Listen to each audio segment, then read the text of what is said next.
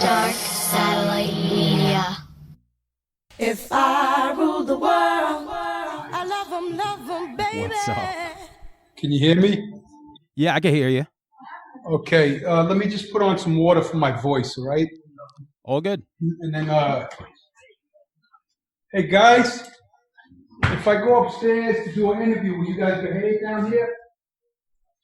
You'll behave? And if you need me, call me, but I'll be doing you, okay?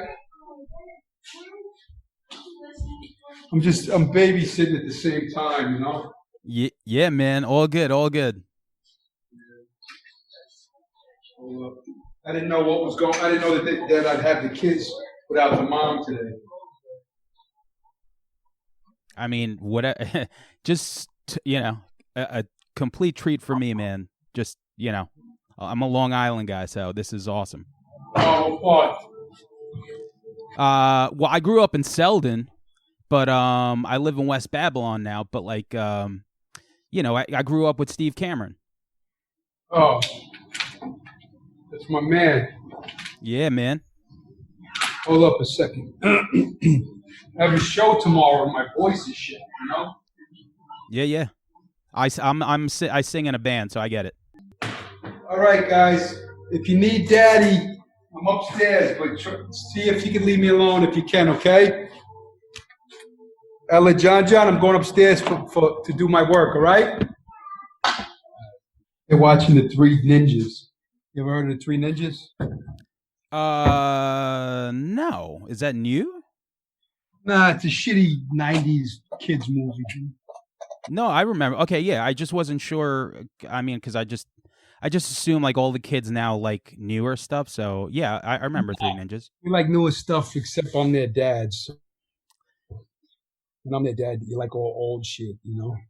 Yeah, man. So I guess Sho Kosugi is up next. Oh, they already saw Sho Kosugi. Yeah, they know who Bruce Lee is. They know who Jackie Chan. All right, you want to start? Yeah. So welcome to the podcast, which is If I Rule the World, and then we're doing like a Red audio River. or visual too. It's gonna do. I'm probably just gonna pull the audio. Like, there's no need. I think more people, right? I think more people listen to audio than they watch visual. It's your show. You decide. It's all good. Cool. Anyway, congratulations on the record. I don't know how you did it, but I was someone who thought legends never die. I'm a 42-year-old hip hop fan, and I can't think of many hip hop records better than that record. And somehow, All My Heroes Are Dead is just as good. So congrats on that. It's not just as good; it's better. It's a better record. Yeah. Okay. Yeah, man. Yes, as far as like the songwriting and all that other stuff, definitely I could see that. I love the cover because growing up as an 80s action fan, it has like a Delta Force feel to it. So like I just love that part of it. Yeah, the artist is the dude designs is his name. And he did, he does a bunch of movie posters. He did the Blu-ray art for They Live and all the really dope drawing art that you see on a lot of Blu-rays. He did those.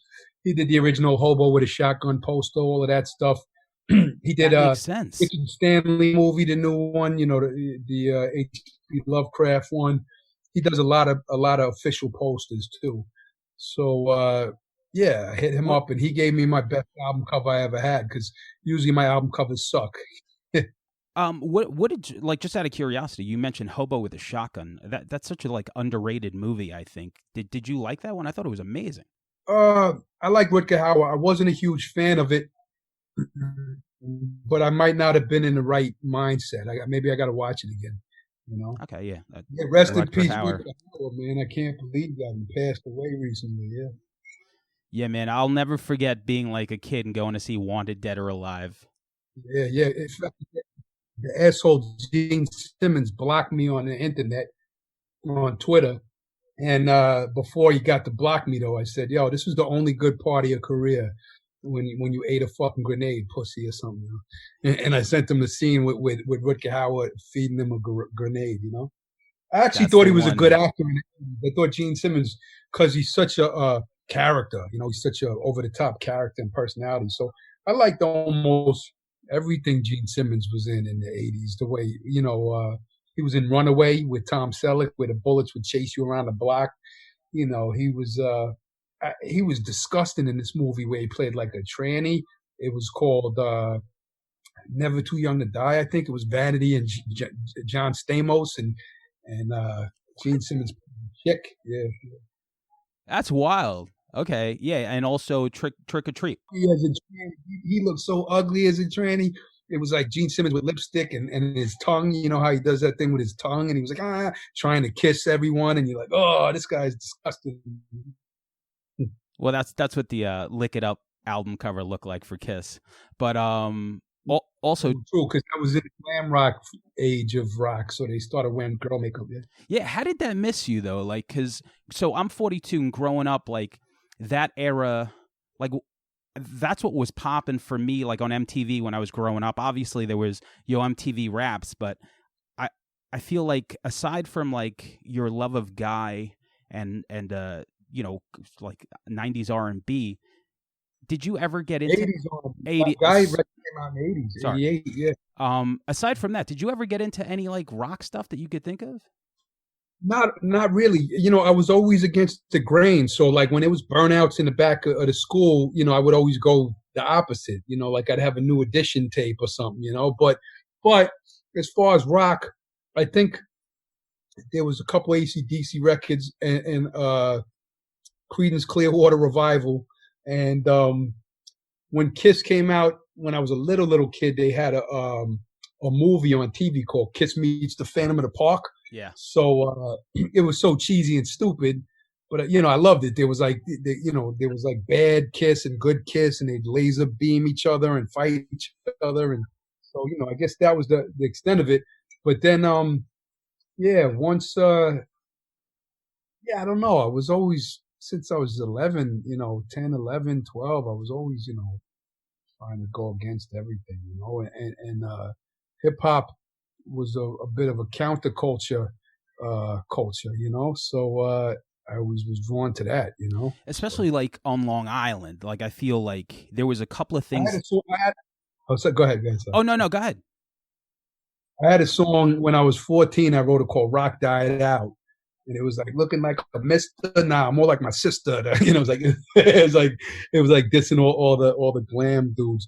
But then Schoolie D made a song in a video called "No More Rock and Roll," so wasn't it like rock and roll could never hip hop like this, right? Was it that? I'm pretty sure that was Schoolie D. I don't remember that lyric or song. Also, like, man, it's funny enough because at the end of The Bad Lieutenant, he rapped over the Led Zeppelin Cashmere shit. So shout out to Abel Ferrara. Yeah, and then they sued Abel, and they had to take it out the movie, right? And then meanwhile, yeah, because you can't find it. Yeah, and then meanwhile, he let P. Diddy, the dopey ass Godzilla movie, P. Diddy, use it, so. And James Page. Yeah. Was it Jimmy Page? He was in the. Yeah, Jimmy Page. He was in the video. On the guitar to that terrible Diddy song.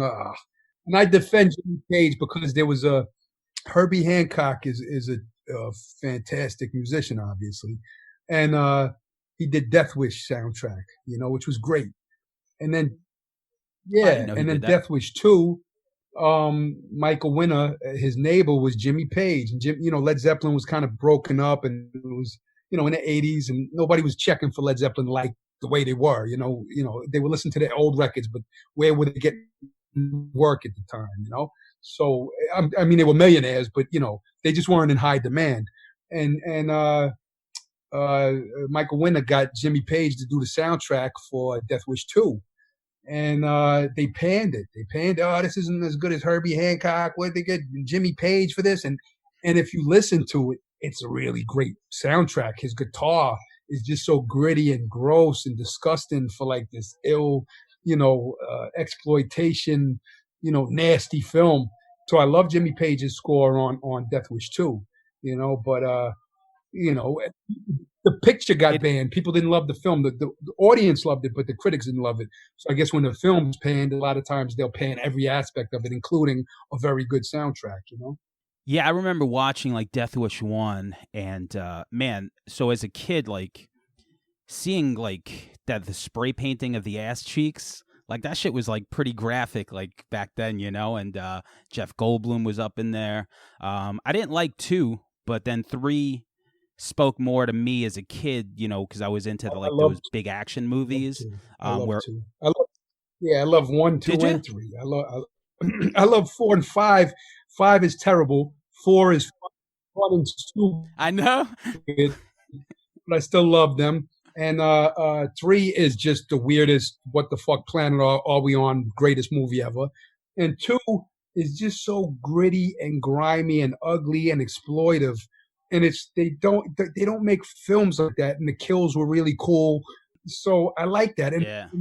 Michael Winner would always, not always, but he liked to go too far. He liked to go too far, and that's what people hated about his films.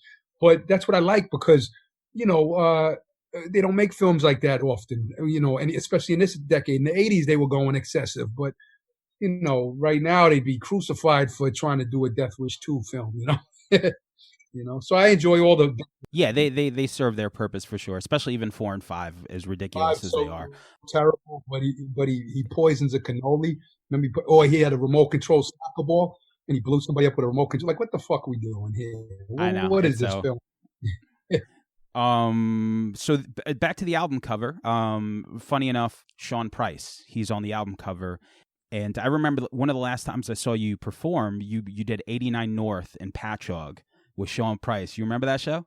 Yeah, yeah. That's the thing I hate about the world. It's like it was like I was headlining that shit. It was like Sean was legendary, and it's me and Sean, and we're barely bringing in how many people were there? 270. How many people were there? It's a big place, but yeah, it was. I would say 270. That sounds fine. Maybe less than that even, but it was like it was whatever. The promoters made their money back, and they underpaid us, but look at that. And then after he passes, you go and, SOB sold out lines around the block. And it's like, why didn't you come out and support and have this dude, Sean Price, headlining shit all over the world? Why don't you support motherfuckers when they're alive? And then, like, after he passes, you get, this happens every time, Nipsey also, whoever it is, it's like you get all these flock of people that were like, always your fan. And, they're the GOAT, but it's like, man, Sean, you saw Sean was doing verses with scrub rappers for money, like, because that's how you pay your bill. Yeah, fuck it, But if they were truly supporting their own artists, hip hop's own, he wouldn't, he could have, he should have been a multimillionaire, the guy, is what I'm saying, especially the respect that he got after he passed. It was like, man, if you was supporting like that when he was living, imagine what you could have did for that man's life, But, Yeah, and what an ear for production, like oh, every album, like just I remember when Mike Tyson came out and just because I was thinking like how are you going to top Monkey Bars, and then Mike, like it's just his ear for production was so great, his style, like the wordplay. I don't have to tell you obviously, but yeah, I guess I did have that feeling too, but I guess as a older hip hop fan that I like the new shit, I like the old shit, but to me, I'm thinking like, yeah, like there should be more people here. But I mean, I guess maybe I'm jaded to that now because I feel like, I don't know, like some people just don't support certain things. I don't know why. yeah. Price is great, man, and I'm glad the world recognizes it. But yeah. That's the world, though. You know what I mean. Like so many of the greats aren't recognized while they're here. It's like I go on Facebook or the internet and like some of the greatest rappers that ever. Nobody even gives a fuck. It's like, oh, these guys, those are my idols, and people don't care. People don't care, But if something bad happened to them, they'd all be writing love letters about them. Yeah. Funny enough, I know you're a Stuart Gordon fan, right? Of course. Yeah. Beyond So ever. So funny enough, I never watched From Beyond until last night. Oh. I put it on because I watched all his films, and I was watching that documentary In Search of Darkness, which is like a 4.5 hour documentary. Is it worth watching? Yes. Like there's new information learned, or is it just like showing clips of stuff we already know?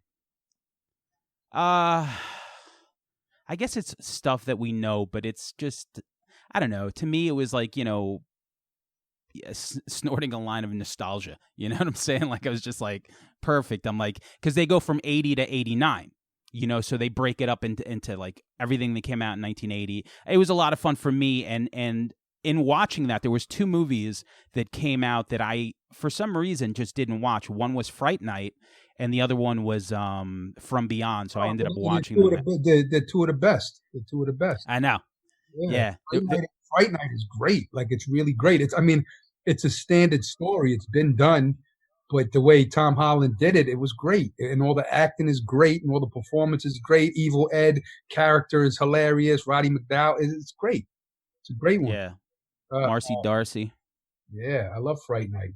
And the effects, of course, the effects were top notch effects. The practical stuff. They had a big budget for that one too. That was a big budget movie at the time too. But if you look back, like do you think it's better than Near Dark? Yes. Fright Night. I love Bill Paxton. Near Dark. You know what? Near Dark. I like the film, but it's almost where the '90s film. I guess it was ahead of its time because in the '90s, films became like, look, we're the smart horror film. Look, we're intelligent with our horror, and Near Dark was kind of, it almost fit in the '90s era where it was like, look, we're the smart, intelligent, intellectual horror, which it was, but Fright Night, just delivered joke, horror, scare, story, fun. It was just so much fun. It was fun, yeah. To me, it's light years ahead of Near Dark. Near Dark for me is, with the exception of Bill Paxton, rest in peace, who I love. It's and Jenny Wright from I Mad Man.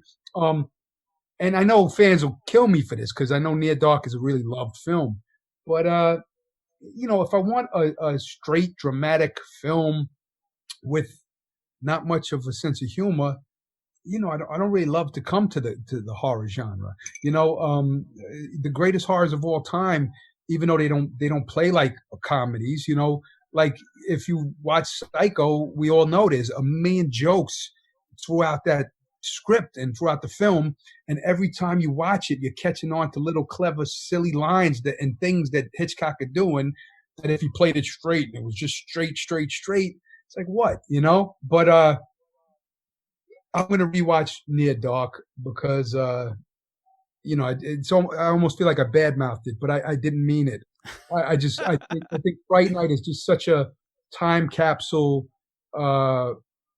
Good film for that era, and they don't make films like that anymore. I think they still make films like Near Dark, the '90s and the 2000s were like, look, this is a dark tone, serious, real life, and I think that's even if you take Near Dark, if you look at the superhero movies, the way they played it straight now and serious, so Near Dark,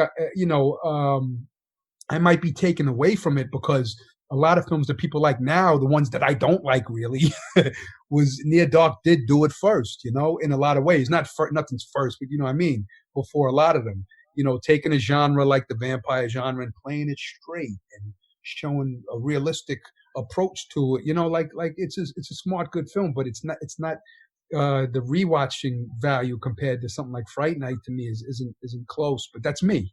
People have different. No, but you're right because it is like if I'm gonna rewatch something, it would be Fright Night, and I could feel that even after just watching it. Near Dark's a little heavier, but man, Bill Paxton. You remember when I don't know if you remember me, but we did the Wondering video in Comswag. Yeah. I had no clue Jay, his son was the actor there. And man, when I found out I was like that Bill's son, I was like, holy shit.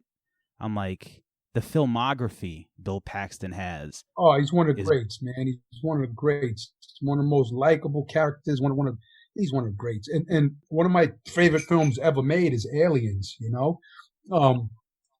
and I love the film Alien, and there's another opinion. Well, it's not that unpopular, but I think that James Cameron actually topped the original, and film fans, want to crucify you for that. But I think Aliens was just I don't know, it just everything about it worked to me, and it delivered the goods scene after scene after scene. Something like Alien, the problem is it was copied so many times, copied, that now when I watch it, it kind of plays a little slow and this and that.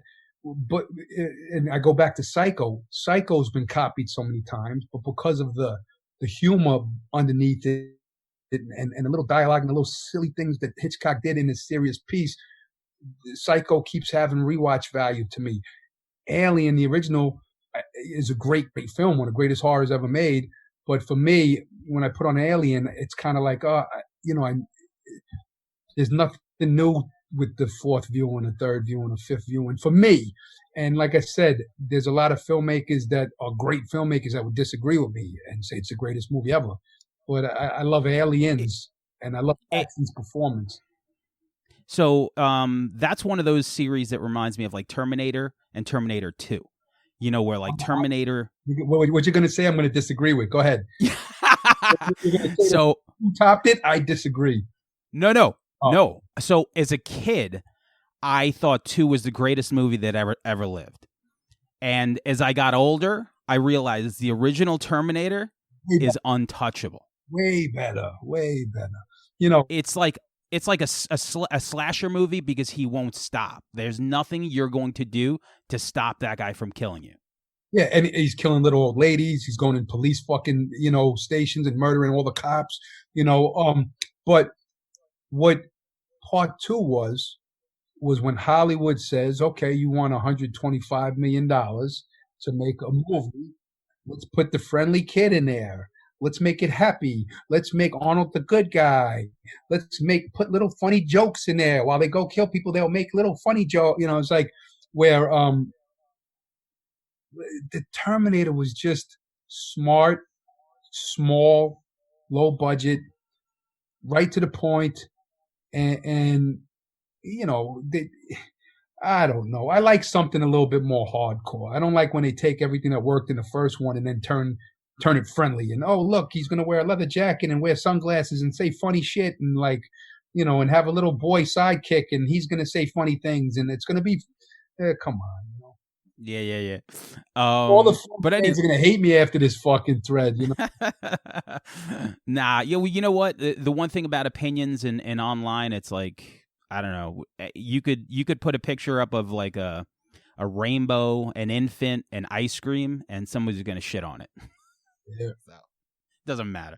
But going back to the music, man. I followed you. I remember when I had a friend that went to Hunter College, and you did Cunt Renaissance, and you were kind of from where we were from, and that's when we first started hearing about RA, and back then it was like this sense of pride, like it's like, yo, this dude from where we live was on a song with Biggie, and then from there, that's kind of like how I followed your career, through singles here and there, but it wasn't until like, would you say like maybe like Uncommon Valor, like it just kind of like opened something up a little bit?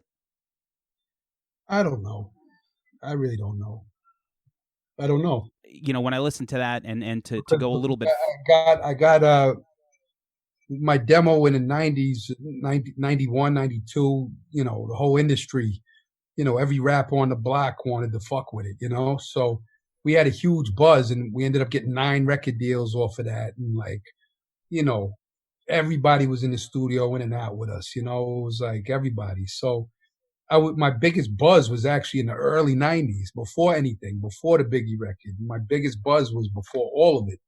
But I think the only difference you might be talking about is when the internet became a little bit more out there.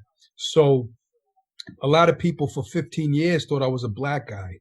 Like, oh, R.A. the Rugged Man, that New York kid, the New York guy. And then the internet, they're like, wait, who is that guy? Who's that guy? I used to have dinners, industry dinners, I'd be at a dinner and people would be talking about R.A. the Rugged Man. And they'd be like, yo, he's sitting right there. And they'd be like, nah, the black dude from, it's like, that's, no, R.A. the Rugged Man right there. Like, nobody knew nothing about my personality, who I was, what I was. They just knew I was this dope rapper. I think when the internet came out, and people were able to share information and spread it, I think maybe that's what opened up a new career, you know? So.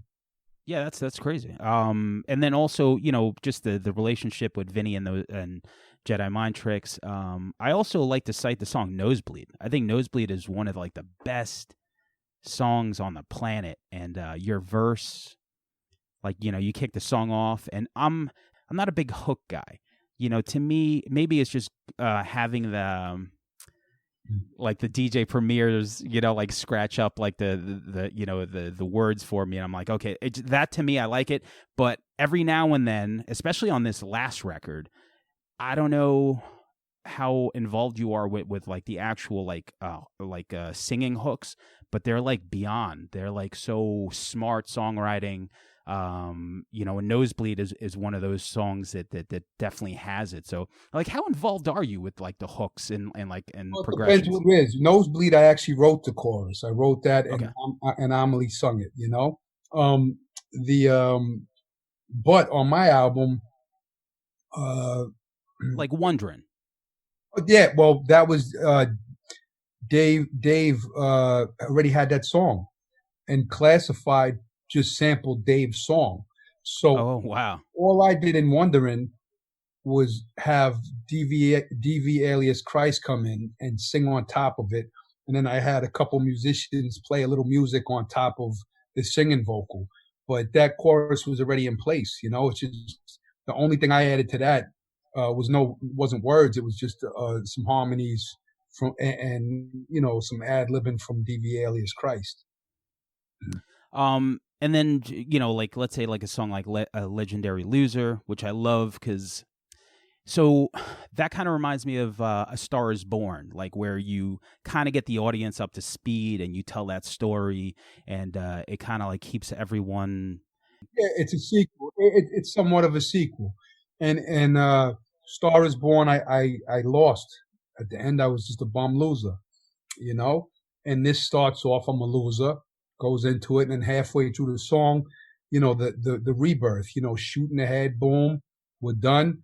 And I'm telling you, here, we toured the world, made millions off of rapping. You said I'd never be successful. I'm here. It happened, and if after all this bullshit in my life, in my career, all these fucking problems, now here's the happy moment. Here's the happy time. We flipped it and we succeeded and we're a success now. So it's and then if somebody like me could do it, so could you. And it's almost like take Rocky 2. He won the fight. Rocky 1, he lost the fight, but he went the distance. Okay, so that was a victory.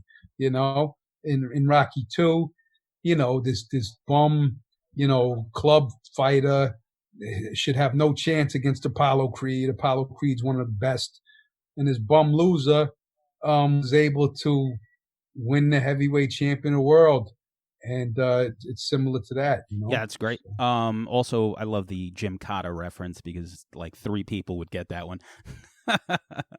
Sam Furstenberg. Do you know who he is? No. He directed Ninja 3 and Revenge of the Ninja. Oh wow, okay. And Breaking 2, the Electric Boogaloo, and Avenging Force. I mean, he's the man. But I sent him the video. He was like, "Yo, I love the Cannon shirt. I love the Cannon shirt." Yeah, man. Did you watch the Cannon documentary? Yeah, I did. I liked it. I love Cannon films. I don't know. I thought I was gonna like it more though, but I thought there was gonna be more information. What the problem is? I'm such a nerd that a lot of times I know everything that they say in the documentaries. It happens with boxing documentaries too. I'm like, damn, like they're not. I like watching a doc and there's a ton of new information that I had no clue about. So when it's documentaries and they kind of just show you the films they made, and like I know all these movies already. You know what I mean? So it was good though. Yeah, it's fun. There was a great documentary. I think it's the same directors, right? But they did one about Australia. Yes. Yep. That one was way better than the Canon one to me. You know, I love Canon films, but the Australian one, I learned tons of stuff and seen footage I never like. I was like, wow, like They, I really love I that think one. they They have did that one up. about the They have that up on Shutter, which I have. oh, I didn't know Yeah, that. yeah. Uh, they did one about the Philippines too, which was a good one. It wasn't as good as the Australian one, but it was good too. The one about the Philippines. So funny enough that you mentioned boxing, because like when I think of the song "Golden Oldies," so my girlfriend's 8 years younger than I am. So when it comes to like the rock stuff and music like that, we're kind of on the same page. But when it comes to the hip hop stuff, it's a little different. So I'm like listening to these lyrics. I do actually like Arctic Monkeys and Imagine Dragons. But then you also mentioned MMA and boxing. I know you're a big boxing fan. I'm a big MMA fan. Do you ever watch MMA? Yeah, sometimes. But the point of that lyric was OGs like boxing. You know, that's where we came from. The OGs, the old school, old heads, fuck with boxing. You know, we were raised, our daddies used to watch it. We watch boxing, you know, and then the new generation, you know, boxing ain't shit. MMA, boxing's what nobody cares about boxing anymore. MMA, you know, that argument and that debate happens time and time again. I'm in the middle because I like I said Well, not everybody's like that. Obviously, it's just a lyric about two people. You know, it's not like no, for sure. the whole entire MMA community. But you know, you know that the younger generation, you know, in America, fucks with MMA at a way higher level than the OGs. You know. Yeah, because like I grew up watching Sugar Ray. I grew up watching Tyson. Like Tyson, when I was like, 9, 10, 11, like, that was like a big deal. Like that, you got those pay-per-views and it was over in like 2 seconds anyway. But like, that's the stuff I remember. And then somewhere along the way, like 93, like that first UFC came out, which was like a circus show really when you look back at it. But there was something about like that just made me want to watch it. I was a big wrestling fan. So to me, it just seemed like a steady progression to be like, okay, we're not going to do the fake fighting. We're going to do the real fighting. So that's when I got into MMA. But I could still watch boxing. I liked it better when they used to put big, fat 400-pound sumos in there with like 180-pound like karate expert, and the expert would fucking knock out the fat guy. Yeah, man. There's certain things that I get my girlfriend to listen to, and so definition of a rap flow. Like that might have been like the first thing that I listened to that she was like, "Oh, what is this?" And from there, like I was like just feeding her all this stuff. I don't know what it is. Maybe the production was so bright and it was such a great song. But then, later on, like Get Me Through the Day, like those songs were just so heavy that I feel like they just hit everyone at the same time. So now she'll listen to you. She'll listen to like some Action Bronson stuff, some Mayhem Lorenz stuff, So it's funny to basically finally have that connection with her, Yeah, I don't know. The mother of my kids, she likes German rap, and but she'll throw on some soul records for me for breakfast sometimes, So, but it is all different generations, So. Yeah. Going back to Bill Paxton, just out of curiosity, because if you ask me, Kurt Russell, John Cusack, and Bill Paxton have the best filmography. What are some of your favorite Bill Paxton movies? Wait, who'd you say? Bill Paxton? Who's the other guy you say? John Cusack and Kurt Russell, I feel like, have the three best filmographies. What was John Cusack? Better Off Dead? What did he do again that was good? I don't remember. Yeah. I'm not saying, I'm just kind of forgetting what the fuck. 1408 he did was a fun little movie. I fucking love that movie. It's so underrated. He did Identity, Gross Point Blank, Better Off Dead, a bunch of shit. Yeah, I like Better Off Dead. I don't remember many films I like with him. But I like him. I can't remember a whole bunch of John Cusack movies I like, but I'm probably forgetting something big, right? Like, what are we forgetting? There's John Cusack shit that we're forgetting. Come on. Say Anything was another one. Yeah, those aren't my kind of movies. No, I threw him in there. I'm just saying, like, as far as Bill Paxton, what are some of your favorite Bill Paxton movies? I told I love Aliens to death. I love him in Weird Science. He had a cameo in Streets of Fire. Bill Paxton. Me and his son went over the whole resume, and right now I'm drawing a fucking blank because I wasn't ready to talk Bill Paxton. I got two. I got two. Yeah, So but True Lies when he pissed on himself. I love the film he directed, Frailty. You know, I love his performance, and I love the directing, and I love the story. I thought he was great in that. I mean, he's in countless, endless, great, performances. The guy, So I had two that never really get mentioned. One was Frailty. Absolutely. Just when I first saw Frailty, it blew my mind. And then there's another movie he did, which a lot of people don't really mention. I feel like he might have even produced it, called The Last Supper. You ever hear that one? It's what the racist people go to dinner or something like that. Yeah. I haven't seen it in years. I love that one. But yeah, I mean, I can't say enough about Bill. And I love listening to J-Pax on your podcast, which it's been a minute since you did an episode. Yeah, he's one of the greatest kids, man. James Paxton, he's like a really fucking great kid, like a really great human being.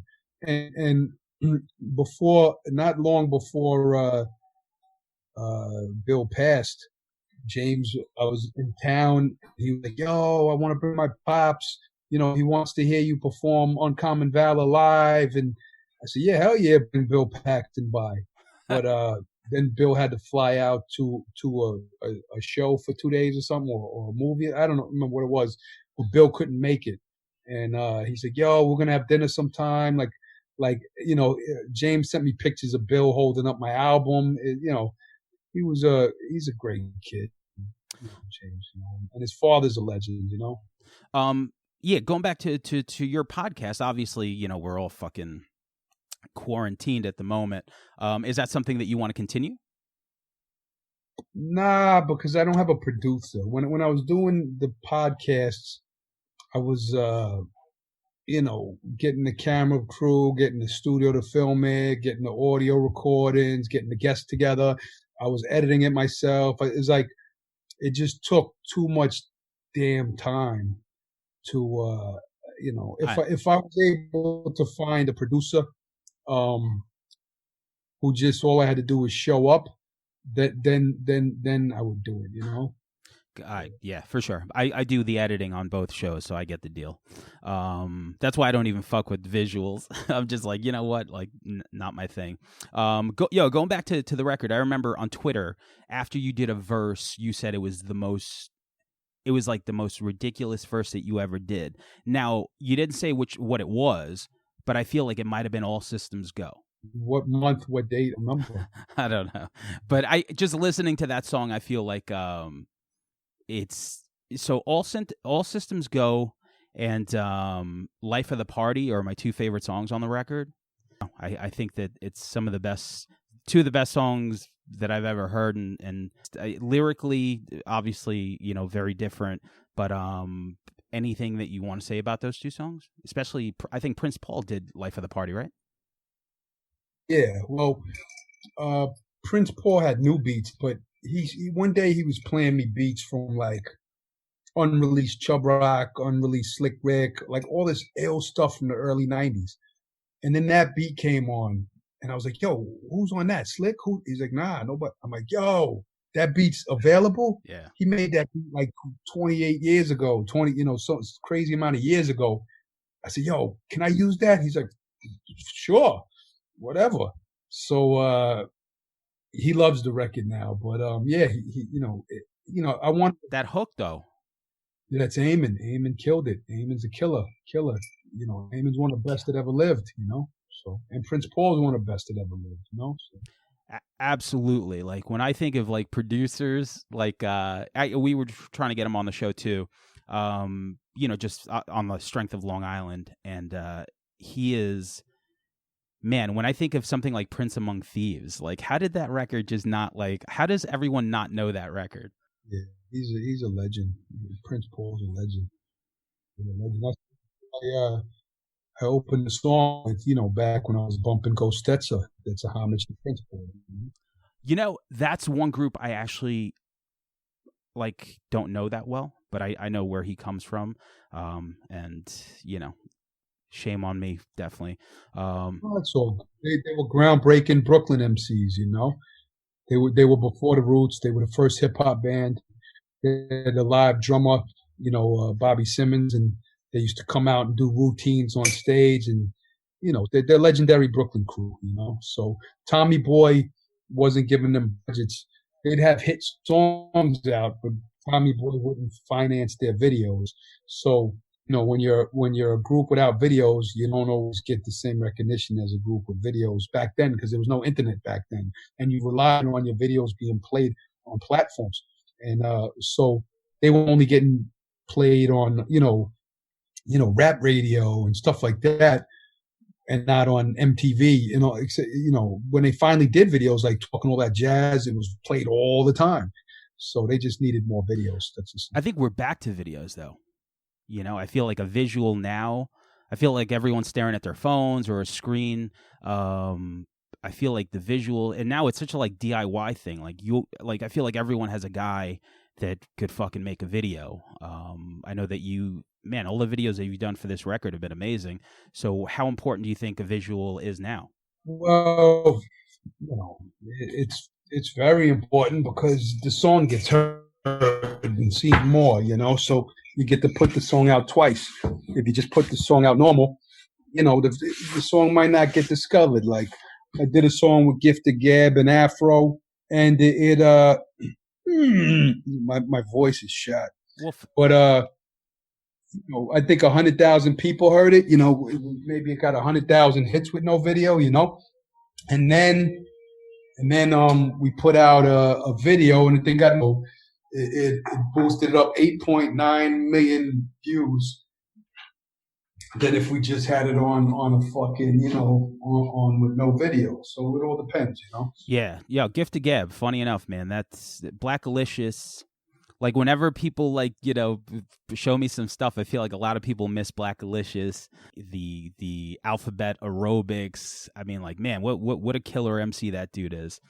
But going back to the video, you just put out a video with Afro and DJ Jazzy Jeff. Robert Davi, how'd that happen? Robert Davi? You said Robert Davi was in the video, like a cameo. Oh, Robert Davi. Yeah. I just said Robert Davi. I was like, what the fuck does Robert Davi mean? Yeah, no. We just bumped into him at the mall, and we used the footage, That shit is, I saw that, and I was just because it looked genuinely like a mistake. Oh, hey, look, it's Robert. Your face wasn't. Yeah, I was wearing a fucking robot costume. He looks up like, what the robot's in here? And I look, yo, why the fuck is Robert Davi here? So yeah, we used that clip. That's great. Technology, unfortunately, that's how Zoom goes sometimes. So just finishing up here. I just wanted to say once again, I think the record's amazing. Everything that I'm reading about it, people seem to love it. So I'm just going to ask you two last questions. As far as Slayers Club, which was a posse cut, did you have that crew in mind, and you wanted them all? Turn it down a little bit, baby girl. I'm just going to finish this, baby. Sorry. Yeah, man. Thank you so much for your time. As far as posse cuts, you have Slayers Club on the new record. How do you go about putting together such a team like that? Especially a dude like Ice-T, man. You just got to make the calls and see who's into it, who's not, and hope for the best. Yeah. Yeah, and then when you've been in the game as long as I, and as many records as I made, they respond. They say, hell yeah, all right, yeah, I'm down. Let's do it. I'm with it. So everybody was down to do the record, So. Do you have an all-time favorite posse cut? For me, it would be there's too many, but just out of curiosity, is there one that you feel is the gold standard besides the symphony? What were you going to say? What are you scared? Oh yeah, to me, when I really think about it, because I'm thinking of the song that I always go back to is "Who Shot Ya?" I mean, I Shot Ya, which was LL, Prodigy, Keith Murray, Fat Joe, Foxy Brown. To me, that's, man, I put that shit on no matter what year it is, and it still sounds fresh as shit.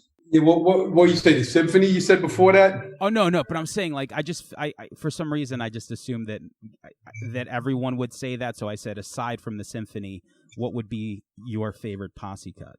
Well, you named the greatest posse cut ever. So where do you go after that? The symphony is the greatest posse cut ever.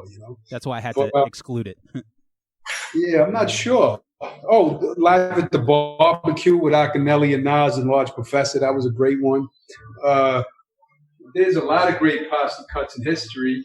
And now I'm drawing a blank. But Live at the Barbecue is definitely up there on the list, All right. So once again, last question.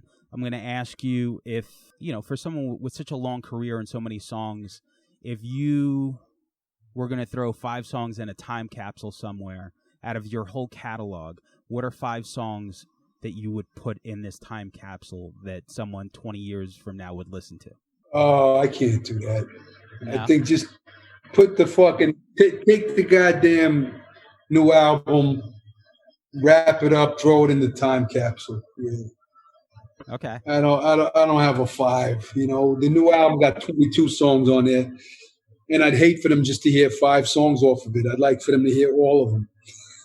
Okay. So, well, like I said, that's just throw the latest CD in there and rock with All My Heroes Are Dead. There you go. Best work to date. Thank you from fucking West Babylon from Long Island. Man. Yeah, it's freezing up. Sorry. Yeah. All right. Well, thank you for doing it. It was a long time coming for me, and thank you for your time. Thank you, Steve Cameron and Matt from Nature Sound. I mean, if you want a better ending where the internet works, just set it up with Matt, and I could do an extra 10 minutes to end it off for you. I'm gonna listen to what we have. Like I said, it's all audio, so I could just piece it all together. So okay, all right, it's all good, man. Thank you so much for your time. All right, thank you for having me. Peace, right, man. Later. Yeah, baby, it's Phil Cassess. We're back live on Night Talk, talking about Dirtbag Derelict, R.A. the Rugged Man. For the love of God, somebody put a stop to this guy. Yeah. Fast cash, filthy nights, and grimy, grungy ways. No jobs and starting fights. Them dirty, crusty days. It's all good in paradise. I was born to be the best to flow ever. I knew it before I hit puberty, back when I was bumping Ghost Etzer. I was hateful, I punch you in your face for saying hi to me. But today I try to chill out and not react so violently. People ask, is it possible to be positive when most of your life you was the opposite? Could a negative pessimist be an optimist? Known for being fat, being crazy, and always cursing. That was just my reputation. I was even worse in person, robbing, scheming, and scamming, and rooting, and tooting, and shooting. Peace to me wasn't a losing, beefing was my only solution. I was banned from performing at mad places. I was known for leaving them bleeding and breaking bottles on fans' faces. Self-deprecating, unsavory. I needed medication majorly. I was sinking in moral degradation and depravity. Addicted to hookers, I was an animal wrecking shit. The amount of pussy I paid for, I probably could have fixed the national deficit. I was fist fighting fans in mosh pits, busy beating people unconscious with speakers instead of making pop hits. My life. Fast cash, filthy nights, and grimy, grungy ways. No jobs and starting fights. Them dirty, crusty days. It's all good in paradise. Over and over, the party stay jumping. Over and over, the party stay jumping. Over and over, the party stay jumping. Hands up. Yo, I made game-changing recordings, never took precautions. I lost all of my endorsements, always beefing with law enforcement. Gun-toting, grenade-holding fights that I'm in, I'm winning them. But I'm getting older, I'm trying to keep the ignorance to the minimum. I still smack up any fan that act up, but I don't put them in the hospital. I just get them to behave and back up. I used to urinate on women, now I take them to dinners. Don't mean to disappoint most of my degenerate listeners. Used to be in whorehouses, begging for freebies, bumping the beasties in my tiny whitey BVDs, throwing feces. Fans are like, what, did Rugged Man go soft? What they got him pumped up on? Prozac, I sold off? Yeah, mad negative. You want positivity? Now I'm doing conscious records with Talib Kweli. My belly full of hunger, my heart full of hatred. It was hard to take it, I could barely make it, hard to escape it. I had to get my head off of that hate shit. Always wanted to go ape shit and break shit. Getting groupies and strippers naked, that's the life I created, the party. Fast cash, filthy nights, and grimy, grungy ways. No jobs and starting fights. Them dirty, crusty days. It's all good in paradise. Over and over.